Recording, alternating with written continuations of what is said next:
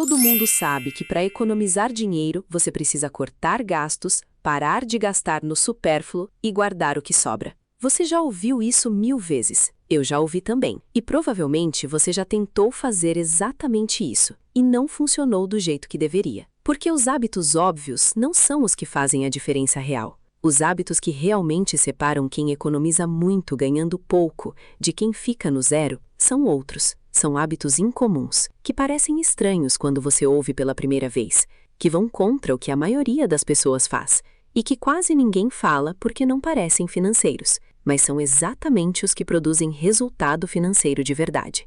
Hoje eu vou te mostrar os 10, com clareza, com exemplos reais e com a explicação de por que cada um deles funciona quando tudo que parece óbvio não funcionou. Se inscreve no canal. Aqui a gente vai além do óbvio quando o assunto é dinheiro. Deixa eu te descrever o perfil de duas pessoas. A primeira pessoa ganha R$ 4.500 por mês. Tem um bom salário para os padrões brasileiros. Já tentou várias vezes organizar as finanças. Baixou o aplicativo de controle financeiro, usou por 3 semanas e parou. Fez planilha, funcionou por 2 meses e foi perdendo o ritmo. Leu sobre investimentos, entendeu a teoria, mas nunca começou de verdade. Chega no fim do mês com 0 ou quase 0 guardado e não entende exatamente por quê. A segunda pessoa ganha R$ 1.800 por mês. Diarista. Trabalha dias alternados. Não tem formação em finanças, nunca leu um livro sobre investimento. Mas todo mês, sem falhar, guarda uma parte do que ganha. E em menos de 2 anos, acumulou R$ 7.500 investidos. Qual dessas duas pessoas tem os hábitos financeiros mais poderosos? A segunda, com metade do salário da primeira, não porque é mais disciplinada, não porque tem mais força de vontade, porque pratica, conscientemente ou não, hábitos que a primeira nunca desenvolveu. Hábitos que não aparecem nos artigos comuns sobre economia, que não estão nas listas óbvias de dicas financeiras, que parecem simples, mas que produzem resultados que desafiam a lógica do salário. Esses são os hábitos que esse vídeo existe para te mostrar. E a boa notícia é que nenhum deles depende de quanto você ganha. Todos dependem de como você pensa e age em relação ao dinheiro. Hábito 1. Eles não guardam o que sobra, eles gastam o que sobra depois de guardar. Esse parece óbvio quando você ouve, mas é o oposto do que a maioria das pessoas faz na prática. A lógica comum é essa: paga as contas, vive o mês e guarda o que sobrar no dia 28. O problema é que com esse método quase nunca sobra nada, porque dinheiro disponível sem destino some, sempre, em 1000 pequenas decisões que individualmente parecem inofensivas,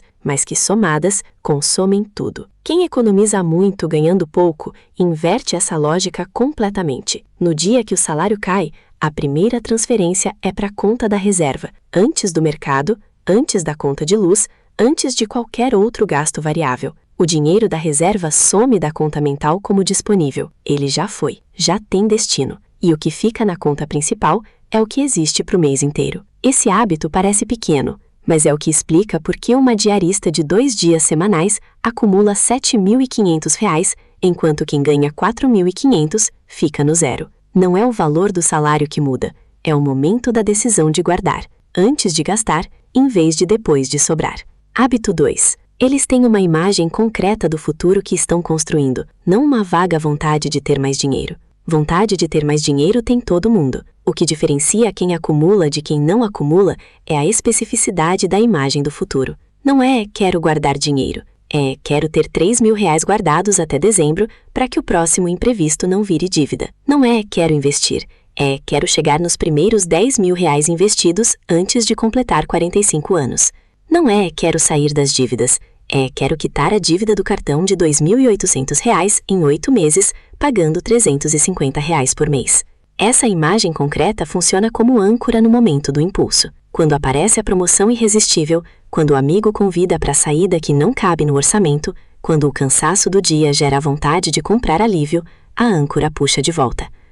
Não por força de vontade, porque existe algo concreto e específico competindo com o impulso imediato. Quem tem só a vaga vontade de ter mais dinheiro não tem nada concreto para competir com o prazer imediato da compra. E o prazer imediato sempre vence a vontade vaga. Hábito 3. Eles não confiam na própria força de vontade. Eles criam sistemas. Esse é um dos hábitos mais contraintuitivos e um dos mais poderosos. A maioria das pessoas tenta economizar usando força de vontade, resistir ao impulso, dizer não para si mesmo, lembrar de guardar, não ceder à tentação. O problema é que força de vontade é um recurso que se esgota. Nos dias cansativos, nos momentos de estresse, nas semanas difíceis, ela falha. E quando ela falha, o hábito some junto. Quem economiza muito ganhando pouco não depende de força de vontade para guardar. Criou sistemas que guardam por eles. Transferência automática no dia do salário, conta separada sem cartão vinculado, limite ajustado no cartão principal, débito automático de investimento configurado antes de qualquer outro gasto. Cada sistema elimina uma decisão que precisaria ser tomada no momento, e decisão no momento é onde a força de vontade falha. O sistema funciona nos dias bons e nos dias ruins, quando a pessoa está motivada e quando está esgotada, quando a semana foi tranquila e quando foi horrível. Porque o sistema não sente, ele executa. Hábito 4. Eles tratam pequenos valores com o mesmo respeito que tratariam grandes valores. Quem não consegue economizar ganhando pouco frequentemente subestima o impacto dos pequenos valores. R$ 20 parece irrelevante, R$ 50 parece insuficiente para fazer diferença. Então acaba não guardando nada, esperando ter um valor grande o suficiente para justificar o esforço. Quem economiza muito ganhando pouco entende que R$ 20 guardado hoje é R$ 20 que não vai ser gasto e que vai crescer. Que R$ 50 acumulado todo mês por 12 meses é 600, mais do que zero, que é o que fica quando você espera ter mais para guardar, e que o hábito instalado com R$ 20 é o mesmo hábito que vai operar com 200 quando a situação melhorar. Eles não esperam ter mais, eles praticam o comportamento com o que têm, porque entendem que o comportamento é o ativo, não o valor, e comportamento praticado com pouco cresce naturalmente quando o pouco aumenta. Hábito 5. Eles fazem uma faxina financeira mensal, e não é sobre planilha. Esse hábito é incomum, porque a maioria das pessoas associa a organização financeira a planilhas complexas e aplicativos elaborados. E quando a planilha fica complicada demais, a pessoa a abandona e fica sem nenhum controle. Quem economiza muito ganhando pouco faz uma faxina financeira simples uma vez por mês. Não em planilha necessariamente. Pode ser numa folha de papel, pode ser no bloco de notas do celular. O processo é direto. Abre o extrato, identifica o que saiu que não precisava ter saído, cancela uma assinatura que não usa, verifica se tem algum débito automático esquecido e define o valor que vai guardar no mês seguinte. Esse processo leva menos de 20 minutos. Mas quem faz todo mês tem uma clareza sobre para onde o dinheiro vai que quem não faz nunca tem. E clareza é o que permite decisão consciente, que é o que separa quem acumula de quem fica no zero. Hábito 6. Eles celebram o progresso pequeno de forma consciente, mas nunca com gasto. Esse hábito parece simples, mas tem um efeito psicológico enorme que quase ninguém considera. Guardar dinheiro é um processo longo, os resultados demoram a aparecer de forma visível. E quando o progresso não é celebrado, a motivação cai, porque o cérebro humano precisa de recompensa para continuar repetindo um comportamento. Quem economiza muito ganhando pouco, aprendeu a celebrar cada marco. Os primeiros R$ 100, os primeiros R$ 500, os primeiros R$ 1.000, de forma consciente e sem gasto.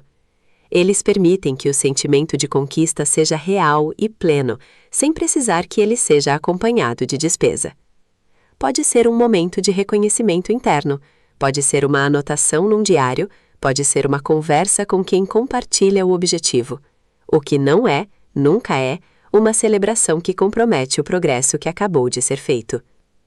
Celebrar sem gastar parece contraditório numa cultura que associa a conquista a consumo, mas é exatamente o que sustenta a motivação ao longo de meses e anos de construção silenciosa. Hábito 7. Eles identificam e nomeiam seus gatilhos de gasto emocional. Esse é um dos hábitos mais poderosos e menos falados, porque vai além da técnica financeira e entra no território do autoconhecimento. Todo mundo tem gatilhos de gasto emocional, situações ou estados emocionais que ativam o impulso de comprar. Cansaço, frustração no trabalho, briga em casa, tédio de tarde, ansiedade de domingo à noite, pressão social de amigo ou familiar, A maioria das pessoas não sabe quais são os seus gatilhos e por isso fica vulnerável a eles toda vez que aparecem. Quem economiza muito ganhando pouco, mapeou os próprios gatilhos. Sabe que quando chega em casa cansado numa quarta-feira, o impulso de pedir delivery aparece. Sabe que quando está ansioso, a tentação de abrir o aplicativo de compras aumenta. Sabe que quando o amigo convida para sair da cara, a dificuldade de dizer não é maior.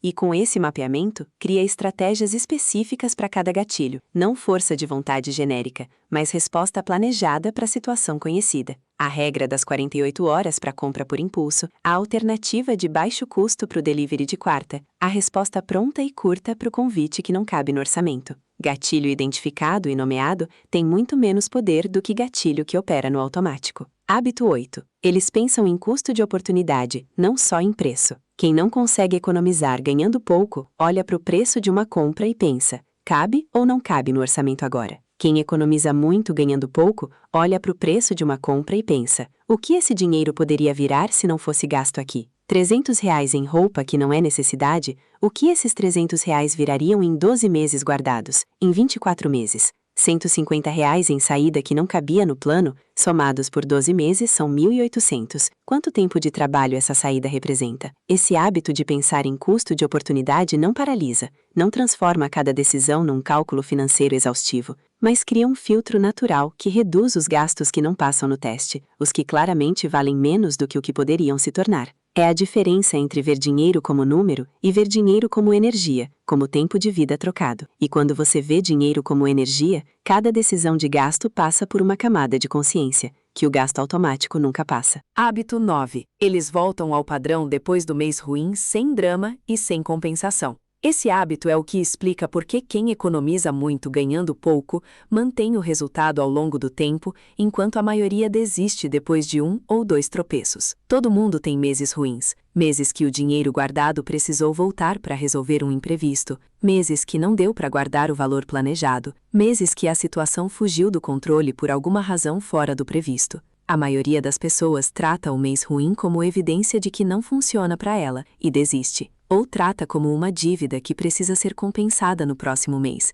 e cria uma pressão irreal que também leva ao abandono. Quem economiza muito ganhando pouco, trata o mês ruim como episódio isolado. No mês seguinte, volta ao padrão normal, sem drama, sem culpa excessiva, sem promessa de compensar. Só volta, com o mesmo valor, o mesmo compromisso, a mesma consistência, como se o mês ruim não tivesse existido. Essa capacidade de retornar sem drama é o que sustenta o resultado ao longo de anos, porque anos são feitos de meses bons e meses ruins. E quem sabe voltar depois dos ruins, acumula muito mais do que quem só consegue manter nos bons. Hábito 10. Eles constroem identidade de pessoa que guarda dinheiro, não só tentam guardar.